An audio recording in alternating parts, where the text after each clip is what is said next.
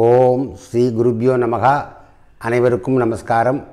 இன்றைக்கி நாங்கள் பார்க்க போகிற தலைப்பு என்னென்ன, அன்று சொன்னவை அர்த்தமுள்ளவை என்ற பெருந்தலைப்பின் கீழ் சுமங்கலி பிரார்த்தனை என்பதை பற்றி பார்க்கலாம். இதுவும் நிறைய நேயர்களுடைய அன்பு கட்டளை தான். வரப்போகிறது புரட்டாசி மாதம் நவராத்திரி, அப்போ செய்வா. நாளான்னைக்கு அவிதா நவமி வருது, வியாழக்கிழமை அன்றைக்கி செய்யலாம். சரி, இந்த சுமங்கலி பிரார்த்தனைன்னா என்ன?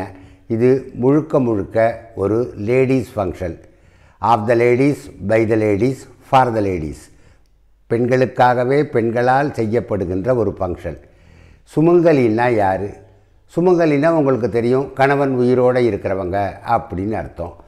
இன்னும் சொல்லப்போனால் அம்பாளுக்கு பேரே சுமங்கலி தான். லலிதா சகவசரநாமத்தில் சுமங்கலி சுககரி சுவேஷாட்யா சுவாசினி சுவாசின்யர்ச்சன பிரீதா சோபனா சுத்தமானசான்னு இருக்குது. அடிக்கடி சுபாசினி சுபாசினிங்கிற பேர் வரும். அம்பாளே சுபாசினி தான். ஆகவே அம்பாளா சுபாசினிகளை பாவித்து செய்கிற பூஜைன்னு வச்சுக்கலாம். அல்லது ஒரு குடும்பத்தில் கணவனுக்கு முன்னால் இறந்து போன பெண்கள், அதாவது சுமங்கலியாக இறந்து போன பெண்கள், அவர்களை நினைத்து ஒவ்வொரு குடும்பத்திலும் செய்யப்படும் ஆராதனை. இந்த சுமங்கலியாக இறந்து போனவங்களுக்கு பசங்க இருந்தால் வருஷா வருஷம் சிரார்த்தம் பண்ணுவா. அது வேற, இது வேற. அப்படி உங்கள் குடும்பத்தில் சுமங்கலியாக இறந்து போனவர்கள் யாராவது இருந்தால் அவர்களுக்கு சிரார்த்தம் செய்த மறாவது நாள் இந்த சுமங்கலி பிரார்த்தனையை செய்வார்கள். சரி, இந்த சுமங்கலி பிரார்த்தனையை எதுக்காக செய்யணும்? ஏன் செய்யணும்னா, இறந்து போன பெண்கள், சுமங்கலியாக இறந்து போன பெண்கள், பாட்டியாக இருக்கலாம், அம்மாவாக இருக்கலாம், சித்தியாக இருக்கலாம், அவங்களுக்கு ஆண் வாரிசு இல்லாமல் இருக்கலாம். நான் முன்ன போன மகாலயபட்ச மகத்துவத்தில் சொன்னேன் இல்லையா, 6 கோத்திரக்காரர்கள்னு.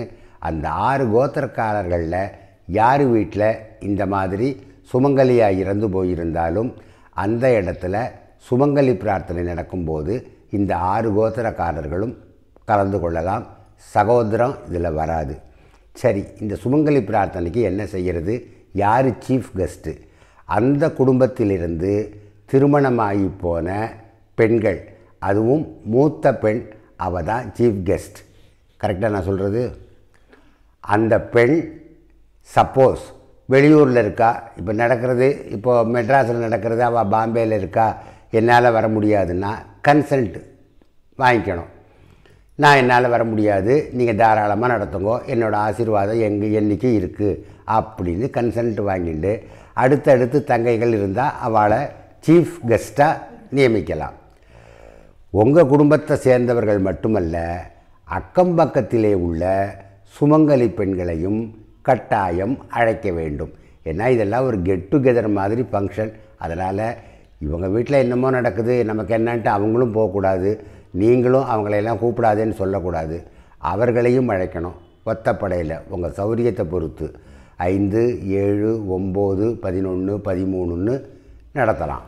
சப்போஸ் உள்ளூரில் பக்கத்துலேயே அந்த சீஃப் கெஸ்ட், அந்த உங்கள் குடும்பத்து பொண்ணு இருந்தால் நாள் அவள் ஆற்றுக்கு போய் அவளுக்கு தலைக்கு தேய்ச்சி குளிக்க எண்ணெய், சிகக்காய், மஞ்சத்தூள், மெகந்தி, மருதாணி இதையெல்லாம் கொடுத்துட்டு, அம்மாடி நாளைக்கு காலையில் குளிச்சுட்டு மடி கட்டின்ட்டு வந்துரு அப்படின்னு சொல்லணும். சப்போஸ் அவள் வெளியூரில் இருக்கா, அன்றைக்கி ராத்திரியோ மறுநாள் ஏர்லி மார்னிங்கோ வந்தான்னா அவளுக்கு உடனடியாக எண்ணெய் சீக்காய் கொடுத்து அவளை குளிக்க வச்சு அதுக்கப்புறமா மடி வஸ்திரத்தை கொடுக்கணும். உங்காத்தில் ஒரு 9 yards புடவை இருக்கும் இல்லையா, அதை முன்கூட்டியே நாளே நினச்சி யார் மேலேயும் படாமல் காய போட்டுட்டு அந்த புடவையை எடுத்து கொடுக்கணும். லோக்கலில் உள்ளவாள்லாம் குளிச்சுட்டே மடி பண்ணிட்டு வந்துடுவா. ஆக எல்லோரும் வந்ததுக்கப்புறம் சமையல் பாட்டுக்கு ஒரு சைடு நடந்துட்டுருக்கும். உங்கள் வசதியை பொறுத்து ஆள் வச்சு சமைச்சாலும் சமைக்கலாம், அல்லது உங்களுக்கு ஆள் மாகாணம் இருந்ததுன்னா பெண்களே ஆளுக்கு ஒரு வேலையாக பார்த்து ரெடி பண்ணின்னு இருக்கலாம். இந்த மாதிரி செஞ்சதுமே அன்றைக்கி வீடு வாசலை நன்னா அலம்பி மெழுகி தொடச்சி கோலம் போட்டு வாசலில் மாவளை தோரணம் கட்டி இங்கே சாமி உள்ள பெருக்கி மெழுகி மாக்கோலம் போட்டு அதுக்கு மேலே 2 பலகை வைக்கணும். கோலத்தை பலகையிலையும் போடணும். பலகை காஞ்சிருக்கணும். அதுக்கப்புறமா அந்த சீஃப் கெஸ்ட்டுக்கு கொடுக்க வேண்டிய புடவை 9 கஜம் அதையும் நனைச்சி காய வச்சு காஞ்சதுக்கப்புறம் மடியாகவே எடுத்துகிட்டு வந்து இந்த கொசவை வைக்கிற மாதிரி சுருக்கி அதை ஒரு மைஸ்டாக செஞ்சு அந்த பலகை மேலே வைப்பா. கலம் புடவைன்னு பேர். அதே மாதிரி ஒரு கன்னியா குழந்தை, உங்களுக்கு தெரியாமல் இருக்கலாம், உங்கள் பூர்வர்கள் யாராவது கன்னியா குழந்தையாக இறந்து போயிருக்கலாம். இருந்தாலும் பரவாயில்ல, தெரிஞ்சாலும் தெரியாட்டி போனாலும் ஒரு பாவாடை சட்டையை பக்கத்தில் வச்சிடணும். கரெக்டாக வச்சுட்டு அதுக்கப்புறமா ஒவ்வொருத்தராக வருவா இல்லையா, பக்கத்தில் இருக்கிறவா வருவா, ஏற்கனவே வந்தவா வருவா, அவளையெல்லாம் ஒரு இடத்துல அசம்பிள் பண்ணிவிட்டு அந்த வீட்டின் சீஃப் ஹோஸ்ட் யார் அந்த வீட்டுக்கு மூத்த மருமகளோ அவள் வந்து இறந்து போன சுமங்கலியாக இறந்து போன பெண்களின் பெயரெல்லாம் தெரிந்தால் அவர்கள் பெயரையெல்லாம் வரிசையாக சொல்லிவிட்டு, எனக்கு தெரிஞ்சவாளும் இருக்கலாம் தெரியாதவாளும் இருக்கலாம், அவளையும் சேர்த்து நான் வர சொல்கிறேன், எல்லோரும் நீங்கள் ஆற்றுக்கு வாங்கோ அப்படின்னு சொல்லிவிட்டு வந்திருக்கிற சுமங்கலிகளை உள்ளே அழைச்சிட்டு வந்து பாயில் உட்கார வச்சு தாம்பாளத்தில் அவள் காலை தூக்கி வச்சு தீர்த்தத்தை விட்டு காலை நம்பி நலுங்கு தானே நலங்கு மஞ்சள் கொடுத்து காலை நம்பி விடணும். அதுக்கப்புறம் நலங்கு மஞ்சள் சாப்பிட்டு புடவை இதெல்லாம் வச்சு கொடுத்ததுக்கு சரி அதை இது பண்ணிவிட்டு அவளுக்கு அமர வச்சு, அதாவது எந்த டைரெக்ஷனில் உட்காரணுமோ அந்த டைரெக்ஷனில் அவளை உட்கார வச்சு நுனியலை போட்டு அதுக்கப்புறமா அவளுக்கு பரிமாறணும். பரிமாறுறதுக்கு முன்னால் ஃபஸ்ட்டு பாயசத்திலேருந்து ஆரம்பித்து வைக்கிறது அந்த சுவாமி இலைங்கிறா இல்லையா, அந்த களம் புடவைக்கு முன்னால் ஒரு இலை வச்சுருக்கேன் இல்லையா, அந்த இலைக்கு போட்டுட்டு பக்கத்தில் இருக்கிற அந்த கன்னியா குழந்தை இலையிலையும் போட்டுட்டு சும்மா கொஞ்சம் கொஞ்சம்தான் சாஸ்திரத்துக்கு வச்சுட்டு அதை எடுத்துட்டு வந்து அதுக்கப்புறம் இந்த சுமங்கலிகளுக்கு பரிமாறணும். கிளாக் வைஸ் டைரெக்ஷனில், ஆன்டி கிளாக் வைஸ் அப்பிரதட்சணமாக பரிமாறக்கூடாது. கிளாக் வைஸாக எல்லாத்தையும் பரிமாறிட்டு அந்த வீட்டில் மூத்த நபர் தீர்த்தம் போடுவா. தீர்த்தம் போட்டுட்டு சாப்பிடுங்கோ, லேட்டானாலும் பரவாயில்ல, உங்களுக்கெல்லாம் நான் ரொம்ப சிரமத்தை கொடுத்துட்டேன், நிறைய வேணுங்கிறத கேட்டு வாங்கி சாப்பிடுங்கன்னு உபச்சார வார்த்தையும் சொல்லிவிட்டு அவளுக்கு என்ன இலையில இல்லையோ அதை பார்த்து பரிமாறணும். இது மோரார்லெஸ் சிரார்த்தம் மாதிரி தான். சிரார்த்தத்தில் துவரம்பருப்பெல்லாம் கிடையாது. ஆனால் இது அப்படி இல்லை, சமாராதன சாப்பாடு. உங்களுக்கு வசதி இருந்ததுன்னா 2-3 ஸ்வீட்டு கூட நீங்கள் போட்டு அவளுக்கு திருப்தியாக சாதத்தை போட்டு கொடுத்ததுக்கப்புறம் நீங்களே இலையலம்பி எடுத்து வச்சுட்டு அவள் கையலம்பதுமே அவளை பாயில் உட்கார வச்சு அதுக்கப்புறம் நலுங்கா காலில் நலங்கு மஞ்சள் இட்டுட்டு வெத்தலை பாக்கு பூ பழம் இது தாம்பூல சுமங்கலிகளுக்கு கொடுக்கறது வந்தவாளுக்கு கொடுக்கறது. கண்டிப்பாக புடவை கொடுப்பா. வசதி இல்லாட்டி போனால் ஜாக்கெட் பிட்டோடு நிறுத்துகிறவாளும் உண்டு. வருஷத்துக்கு ஒரு தடவை செய்கிறோம். புடவையை வாங்கி எல்லாருக்கும் புடவை, ஜாக்கெட்டு, வெத்தலைப்பாக்கு, தாம்பூலம், மஞ்சள், கண்ணாடி, சீப்பு இந்த மங்கள பொருள்களை எல்லாம் ஒரு தாம்பாளத்தில் வச்சு எடுத்துட்டு வந்து சுமங்கலிகளை அந்த மடியை நீட்ட சொல்லுவாள். அந்த முந்தான தலைப்பை நீட்ட சொல்லிவிட்டு அதுக்கப்புறம் அதை போடுவாள். போட்டதுக்கப்புறம் அவளுக்கு இந்த சுக்கு வெல்லம்பா பானகம்பா அந்த டைஜஷனுக்காக அதையும் கொடுத்து வெத்தலை பாக்க இன்னும் சில பேர் மடித்தே கொடுத்து வெத்தலை பாக்க தாம்பூலம் அங்கேயே சாப்பிட்டுட்டு அதுக்கப்புறம் அவள் விடைபெற்று கிளம்புவா. உங்கள் ஆற்றுல வந்த பொண்ணு சாயங்காலம் போகிறா நாளைக்கு போகிறான்னா அவள் வெளியிலேருந்து வந்த பொண்களை எல்லாம் ரொம்ப மரியாதையாக அவளை வழி அனுப்பி விட்டுட்டு அதுக்கு அப்புறம்தான் அந்த ஆற்றை சேர்ந்த மருமகள் பெண்கள் யாராக இருந்தாலும் சாப்பிடணும்.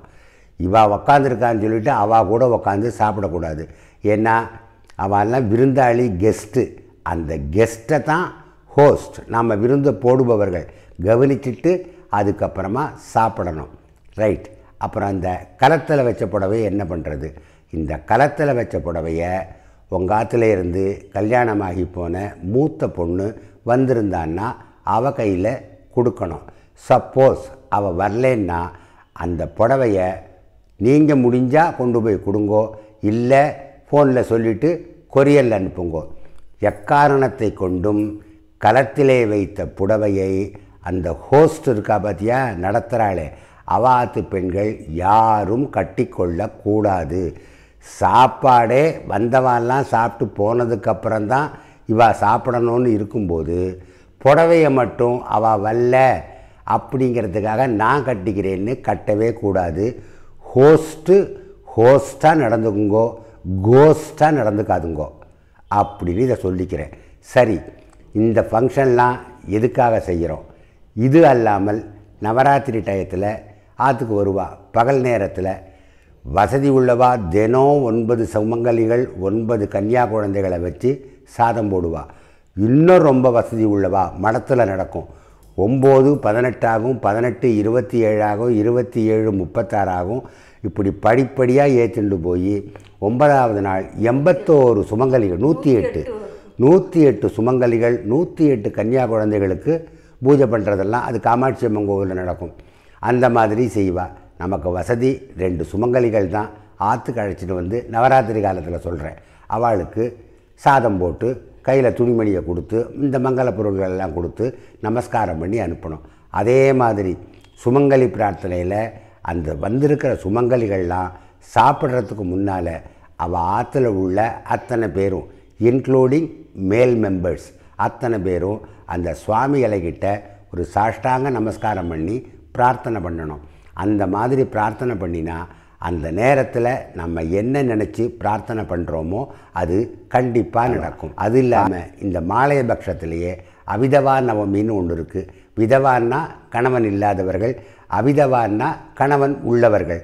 அந்த பெண்களை அதுலேயும் குறிப்பாக வயதான பெண்கள் அவர்களை கூப்பிட்டு, கணவனையும் கூப்பிட்டு அவிதவா நவமியில் ஒத்தப்படையில் 3 பேர் அவளுக்கு இதே மாதிரி இந்த கலம்புடவையெல்லாம் கிடையாது, அவளை உட்கார வச்சு திருப்தியாக அவளுக்கு சாதம் போட்டு அவள் கையில் இந்த புடவை மங்கள பொருட்கள் எல்லாத்தையும் கொடுத்து விழுந்து நமஸ்காரம் பண்ணிக்கணும். இது அவிதவா நவமி. சரி, இந்த விஷயங்கள்லாம் ஏன் செய்கிறோன்னா, உங்கள் ஆற்றுல குடும்பத்தில் சகோதரிகள் திருமணம் பண்ணி கொடுத்துருப்பேள். சில பேருக்கு அந்த வாழ்க்கை செமையாக அமையாது. அப்படி அமையாத காலத்தில் அவள் யாருக்கிட்ட வருவா? அப்பா இருந்தால் அப்பா கிட்ட வந்து கண்ணை கசக்கின்னு நிற்பா. அப்பா இல்லைன்னா எங்கே போவா?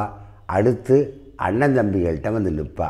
அண்ணன் தம்பிகள் அவளால் முடிஞ்சதை செஞ்சு அந்த பொண்ணோட லைஃப்பை செட்டில் பண்ணணும். இன்கேஸ் கல்யாணம் பண்ணி கொடுத்துட்டேன், எப்படியோ போ, இனி நீயாச்சு உன் புருஷன்பாடு அப்படின்னு சொல்லாமல் நம்மால் இயன்ற உதவிகளை செய்யணும். அதே மாதிரி இன்கேஸ் அந்த பொண்ணு இறந்து போயிட்டான்னா, நான் முன்ன சொன்னேன் இல்லையா 6 கோத்திரம், அவள் போய் அங்கே உக்காந்துண்டு, இது என்னோடய சகோதரி, இது என்னோடய சித்தி, இது என்னோடய மாமி, ஒழுங்காக அந்த காரியங்களையெல்லாம் செய்யி, உனக்கு பண வசதி போகிறலையா நான் செய்கிறேன் அப்படின்னு சொல்லி கண்டிப்பாக அந்த காரியங்களுக்கு உதவியாக இருக்கணும். அந்த காரியங்களை எல்லாம் ஒழுங்காக சரியாக செய்யாட்டி போனால் அதோட எஃபெக்ட் என்ன அப்படின்னா, பிறந்த வீட்டுக்கு அவளோட ஆத்மா வரும். அதுக்கு நம்ம பதில் சொல்லணும். உதாரணத்துக்கு சொல்லணும்னா, ஒருத்தருக்கு பேங்கில் கடன் வாங்கிட்டார், வட்டி கட்டின்ட்டு இஎம்ஐ கட்டின்னு இருக்கார், இறந்து போயிட்டார். சரி, இறந்து போயிட்டார் கடன் வாங்கினவர், இனிமேல் பணம் கட்ட வேண்டான்னு பேங்கில் சொல்லுவாளா? நெக்ஸ்ட்டு கித்தன் கின் யாருன்னு பார்த்து நோட்டீஸ் கொடுப்பான்ல, அதே மாதிரி தான், அதே ப்ரொசீஜர் தான் இங்கேயும். சமாதானம் இல்லாத அந்த ஆன்மா அடுத்தது சகோதரர்கள் வீட்டைத்தான் தேடி வரும். அந்த மாதிரி தேடி வந்து குடும்பத்தில் ஏடாகூடம் எதுவும் நடக்காமல் இருக்கணும்னா இதுபோல் சுமங்கலி பிரார்த்தனைகளை அவசியம் செய்யணும். இப்போது ஒரு குடும்பத்தில் 2-3 அண்ணன் தம்பி இருக்கான்னா ஒரு வருஷத்தில் ஒருத்தர் தான் சுமங்கலி பிரார்த்தனை செய்யணும். இந்த சுமங்கலி பிரார்த்தனை எனக்கு காலத்தில் கல்யாணம் வருது, பூணல் வருது, கிரகப்பிரவேசம் வருது, இப்பெல்லாம் சுமங்கலி பிரார்த்தனை ஒருத்தர் செஞ்சிட்டான்னா அடுத்த வருஷம்தான் வேறு ஒருத்தர் செய்யணும், கூட பிறந்த சகோதரர். சப்போஸ் அவர் வீட்டில் அந்த வருஷமே ஏதாவது ஒரு ஃபங்க்ஷன் வருது, நான் செய்யணும்னு ஆசைப்பட்டால் செய்யக்கூடாது. அதுக்கு பதிலாக காசை எடுத்து முடிஞ்சு வச்சிடணும். ஆனால் அவள் வீட்டில் நடக்க வேண்டிய நல்ல ஃபங்க்ஷன்களை தாராளமாக நடக்கலாம். இது சாஸ்திரத்திலேயோ வேதத்திலேயோ சுமங்கலி பிரார்த்தனையை பற்றி இல்லை. ஆனால் நமது முன்னோர்கள் ரொம்ப அனுபவத்தில் ஆராய்ந்து பார்த்து இந்த ஏற்பாட்டை செய்திருக்கிறார்கள். அதாவது கல்யாணம் பண்ணி போன பெண்கள் வருஷத்தில் இன்னும் சில குடும்பங்கள்லாம் இருக்குது. தீபாவளிக்கு வருவா, பொங்கலுக்கு வருவா, எல்லா ஃபங்க்ஷனுக்கும் வருவா, இங்கே இருந்து அங்கே போவா. அந்த மாதிரி சுமூகமாக இருக்கிற குடும்பங்கள்லாம் நாட்டில் இருக்குது. அது அவள் வாய்ண்டு வந்த வரம். முகத்தில் முழிக்காத குடும்பங்களும் இருக்குது. அது இவா வாய்ண்டு வந்த வரம். அதை பற்றி இப்போ நாம் பேசணுங்கிற அவசியம் இல்லை. அதனால் யார் யாரால் முடியுமோ, புடவை என்னால் எடுத்து கொடுக்க முடியாதுன்னா ஜாக்கெட் துணி மட்டுமாவது எடுத்து கொடு. வயிறு நிறைய சாப்பாடு போட்டு அவளை திருப்திப்படுத்து. ஏன்னா இதுவும் சிரார்த்த காரியம் மாதிரி தான். எப்படி வந்த பிராமணனுக்கு வயிறு நிறைய சாதம் போட்டு திருப்திப்படுத்துகிறோமோ, அதே மாதிரி உங்கள் குடும்பத்தில் இறந்து போன சுமங்கலிகளை நினைத்து அவள் தான் இங்கே வந்து உட்காந்து சாப்பிட்றான்னு திருப்தியாக அவளுக்கு சாதம் போட்டு வருஷத்தில் ஒரு நாள் செய்ய போகிறோம். ஜோராக புடவை ரவிக்கை எல்லாம் எடுத்து கொடுத்து அவளை சந்தோஷப்படுத்தி அதன் மூலமாக நீங்கள் உங்கள் குடும்பத்திலே இறந்து போன சுமங்கலிகளுடைய ஆசீர்வாதத்தை அடையுங்கள். இதை வந்து நான் படிச்சிருக்கேன், கேட்டிருக்கேன். இவ தான் அதில் எல்லாம் எக்ஸ்பர்ட்டு. 7 வருஷமாக சுமங்கலி பிரார்த்தனை எங்கள் ஆற்றுல நடத்தின்னு இருக்கா. சுபகாரியம் நடத்துக்க போகிறது, வீடு கட்டினியா, கிரகப்பிரவேசம் பண்ணியா, அதெல்லாம் இல்லை. ஒவ்வொரு ஆண்டும் நம்ம சுகமாக இன்றைக்கி வாழறோம், உட்காந்து ஆரோக்கியமாக பேசின்னு இருக்கோன்னா அந்த மாதிரி முன்னோர்களுடைய ஆசீர்வாதமெல்லாம் வேணும். அதுக்காக 7 வருஷமாக சுமங்கலி பிரார்த்தனை, 7 வருஷமாக ரிஷி பஞ்சமி, 6 வருஷமாக குலுவச்சு 6 வருஷம் ஆறுதா? ஆமாம், 6 வருஷமாக அந்த நவராத்திரி டயத்தில் சுவாசினி அது இதுன்னு எல்லாம் பண்ணிட்டுருக்கா.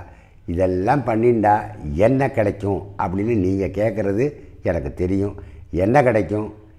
எல்லாம் கிடைக்கும். தான் நாங்கள் உட்காந்துருக்கோம் பார்த்தேலா, அதுதான் பலன், அதுதான் பலன், அதுதான் பலன். அது மட்டும் இல்லை, நமக்கு மனசு சந்தோஷமாக இருக்கும். ஒரு இறுக்கமான சூழ்நிலை இருக்காது, நிம்மதியாக இருப்போம். இப்போ நான் சொன்ன விஷயங்களில் தஞ்சாவூர்காரா, நார்த்தார்காடுக்காரா, சவுத்தார்காடுக்காரா, திருநெல்வேலிக்காரான்னு இந்த ஃபங்க்ஷனில் ஏதோ முன்ன பின்ன கரெக்டாக நான் சொல்கிறது, ஆத்து பொண்ணுங்களுக்கு தான் புடவை கொடுப்பாங்க. சாப்பாட்டில் வித்தியாசம் இருக்கும். ஆக எப்படியா இருந்தாலும் உங்கள் ஆற்றுல இருந்து போன பொண்ணு தான் சீஃப் கெஸ்ட். அதை பார்த்துக்குங்கோ, செய்யுங்கோ. எல்லாருக்கும் எல்லாமும் கிடைக்கணும். இது மட்டும் அல்லாமல் பிரயோக தாத்தா, அவரை நான் பார்த்துருக்கேன். 3 வருஷமாக நான் பார்த்துட்டுருக்கேன். அவர் பிரயோக தாத்தாவோட அப்பா, அவரோட மூத்த சம்சாரம் பிரயோக தாத்தாவோட அம்மா, ஆக பெரியம்மா சித்தி 2 பேரும் சுமங்கல்யா போனதுனால அவளோட ஒய்ஃபு, அவளோட ஒய்ஃபும் ஆக 3 பேரும் சுமங்கல்யா போனதுனால 3 பேருக்குரிய சிரார்த்த நாளுக்கு மறாவது நாள் சுமங்கலி பிரார்த்தனை செய்வார். காசு வசதி இருந்தால் எல்லாருக்கும் புடவையாக அள்ளி வீசுவார். 9 பேர் 13 பேர் வருவா. அவர் கூப்பிட்டாருன்னா சமயக்காரரை வச்சு சாப்பாடெல்லாம் பிரமாதமாக நடக்கும். சத்திரத்தை வாடகைக்கு எடுத்து இல்லாட்டி போனால் கூட எல்லாருக்கும் ரவிக்க துணி பணம் வச்சு கொடுத்துருவா. அவர் இறந்து போகிறதுக்கும் 2 மாதங்களுக்கு முன்னால் கூட ஒரு சிரார்த்தம் சுமங்கலி பிரார்த்தனையை நடத்தினார். இவ போயிருக்கா. நீ போயிருக்கியா? இவ போயிருக்கா. இவளை தான் முதல்ல கூப்பிடு, என் பொண்ணை மன்னியும்பார், மன்னியோட அம்மாவை கூப்பிடுன்னு கூப்பிடுவார். ஆக அந்த வயசான மனுஷன், அந்த சாஸ்திர விற்பனர், அவர் எத்தனையோ விஷயங்களை எங்களுக்கு காட்டி கொடுத்தார். அதில் ஒன்று தான் இந்த சுமங்கலி பிரார்த்தனை.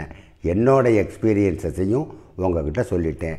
ஆகவே எல்லோரும் வசதி உள்ளவா நாளான்னைக்கு வர அவிதா நவமியையும் அடுத்து வர நவராத்திரியையும் அதுக்கு அப்புறமா உங்கள் ஆற்றுல அந்த மாதிரி சுமங்கலிகள் சுபகாரியங்கள்லாம் நடக்கணும். மனசு கஷ்டம் இல்லாமல் இருக்கணும், நோய் நொடி இல்லாமல் இருக்கணும், நம்மளால் 4 பேருக்கு பிரயோஜனமாக இருக்கணும். அதுக்கு நமக்கு தேக ஆரோக்கியம், ஆயுள், ஐஸ்வர்யம் எல்லாம் வேணும். அதெல்லாம் வேணும்னா பித்ருக்களையும் வணங்கணும். இந்த பட்சமாலயத்தில் உக்காந்துட்டு கொடுக்குறோம் இல்லையா, அதே மாதிரி அவிதா நவமியையும் கொண்டாடி சுமங்கலி பிரார்த்தனையும் செஞ்சு உங்களுடைய யதாசக்தி உங்களுக்கு என்ன முடியுமோ அதை செஞ்சு சகல சிரேயசையும் அடையணும்னு மகாபெரியவா இது போன்ற விஷயங்களை எல்லாம் நிறைய சொல்லியிருக்கா. மடத்துக்கு இந்த மாதிரி வந்து சுமங்கலி பிரார்த்தனை பண்ணினேன், நாளைக்கு வந்து காரடையா நோன்பு வருது, வரலட்சுமி நோன்பு வருது, பெரியவா ஆசீர்வாதம் பண்ணணுங்கும்போது சொல்லுவா, நீ உள்ளூரில் தானே இருக்க, அதையெல்லாம் முடி. ஒரு 15 மைல் தொலைவில் சுமங்கலின்னு ஒரு ஊரே இருக்குது. சுமங்கலி, நான் போயிருக்கேன் அந்த ஊருக்கு. சுமங்கலி அம்பாள் அப்படின்ட்டு அங்கே ஒருத்தி இருக்கா. அந்த கோவிலை ரெடி பண்ணி கொடுத்தது புது பெரியவா தான். புராதான கோவில். நான் ஒரு தடவை போய் அந்த கோவில் வீடியோவை கண்டிப்பாக உங்களுக்கு காமிக்கிறேன். அந்த சுமங்கலி கோவிலுக்கு போயிட்டு வான்னு பெரியவா சொல்லிகிட்டே இருப்பா. ஏன்னா மடத்தில் சன்னியாசி இவரே சுபாசினி பூஜை மடத்தில் நடக்கணும்பா, கோவிலில் நடத்தணும்பா. இவரே இவ்வளவு முக்கியம் கொடுத்த இந்த சுபாசினி பூஜையை, இந்த சமாராதனை, மங்களி பொண்டுகள் சமாராதனைம்பா இல்லையா, வாட் எவர் மேபி, அதை நீங்கள் எல்லாரும் உங்கள் சக்திக்கு தகுந்த மாதிரி நடத்தி முன்னோர்களின் ஆசீர்வாதத்தை வாங்கி சகல க்ஷேயசும் பெற்று வாழணும்னு மனதார மகாபெரியவாளையும் புதுப்பெரியவாளையும் வேண்டி பிரார்த்தனை பண்ணிக்கிறேன். ஹரஹர சங்கரா, ஜெய ஜெய சங்கரா.